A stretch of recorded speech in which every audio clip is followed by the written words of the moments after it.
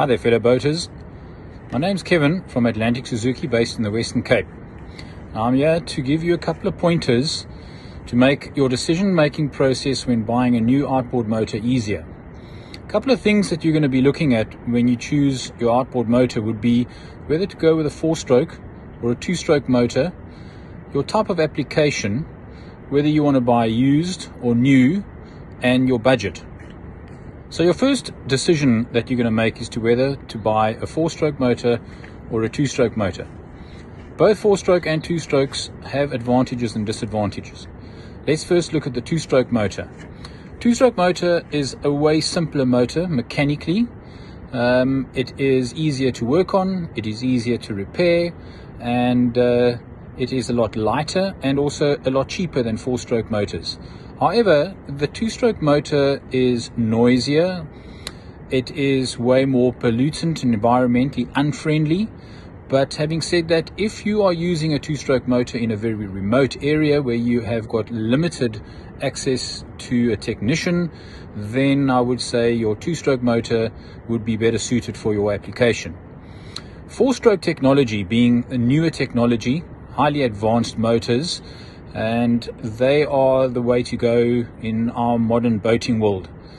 What you remember about 4-stroke motors: they are very quiet, they run very smoothly, they are environmentally friendly, they don't use oil mixture in the fuel, so they're not smoky, they are very reliable, and generally the better option to go for with the newer technology. Your other consideration when choosing an outboard motor would be whether to buy new or whether to buy a used motor. Most people would think that as a first-time buyer, they're not quite sure whether they're going to really enjoy it, whether they're going to get into the sport. They don't want to spend too much money, they don't want to overcapitalize, so their immediate thought would be, I should buy second-hand, not spend too much money, so that if I don't want to stay in the sport, I haven't spent too much money. But consider the fact that if you do buy a used motor, there are various pitfalls that you could stumble across.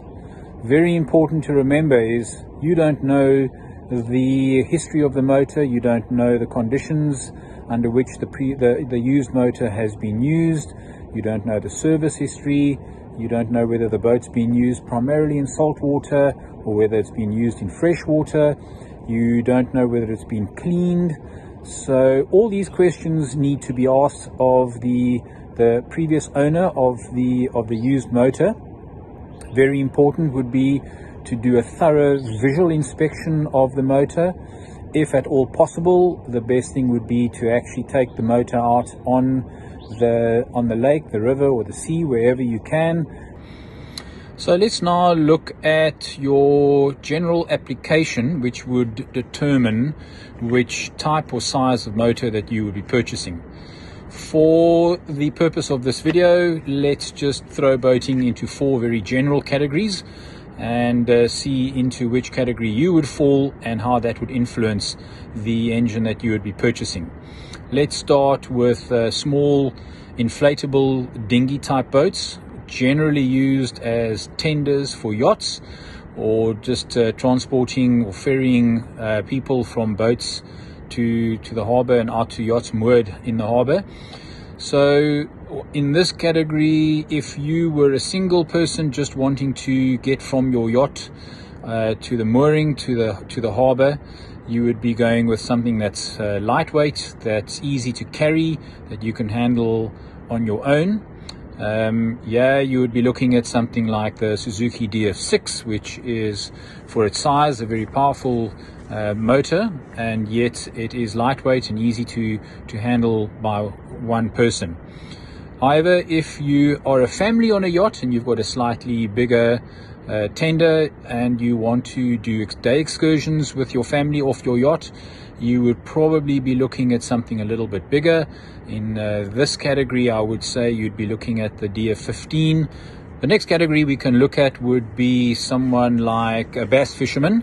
Bass fisherman fall into two categories. They could be super competitive bass fishermen, or just the general guy who wants to take his mate out on a Saturday afternoon and just get onto the lake and go fishing. If you are the competitive type, you would be looking for maximum horsepower allowed on your boat to get you to that fishing spot as quickly as possible. If this is your application, then you would be looking at something like the Suzuki DF250, which is a motor used by a lot of bass fishermen, and generally the biggest motor that you can spec on the competitive bass fishing boats. However, if you're just a weekend fisher and you just on a Saturday afternoon want to run out with your mates, catch a couple of fish, speed isn't your priority, then you would be looking more in the region of something like a DF80 or 100, or the DF115, which would be better suited to your needs.